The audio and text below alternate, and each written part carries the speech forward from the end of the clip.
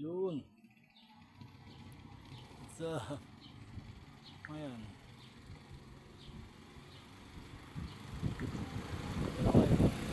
March 5. Ito Raider FI ko yan.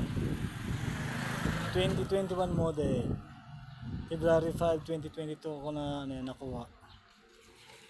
Yan. Ang gagawin ko rito, dahil sa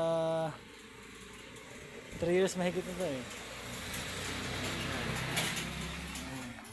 Eh, isa kong RS ko na ako. Nakataklob pa. Pagkapalitin ko yan, mamaya gamitin ko. Punta ako ng office. Sasuli ko na yung laptop. Ito na. Ang gagawin ko, kaya ito, nilinisan ko na yung gulong. Yun. Ito yung gulong nyo. Nabasa ba? Metzeler, Sportec, Street. Stock size yan. Yan, 1890 by 17. 44S. Yan. Nilinisan ko na yan para binulas ko yan kanina eh. Naglinis din ako ng kadena niya.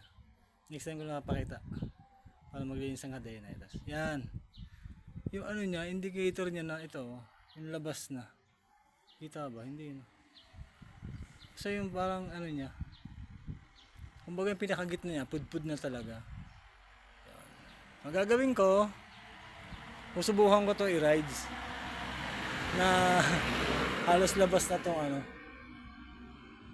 yung halos mapudpud na yung groove sa gitna eh. Kasi siyempre ito mas madalas gamit eh, no? Tingnan natin kung tatagal ba tong Metzeler. Biyahe tayo ng south. Makaabot tayo sa Tagkawayan yung Edling's Cafe.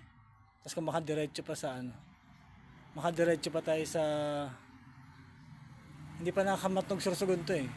Sa Mayon Volcano at saka sa Matnog Sorsogon. Tapos kung kayanin niya, tapos titignan natin kung ano pa ang mangyari. Kung hindi ba bibigay ito, titignan natin kung ano mangyari sa kanya. Kung gaano kakapit, kung maging madulas na ba siya pag ganyan na sitwasyon, hindi ko alam eh.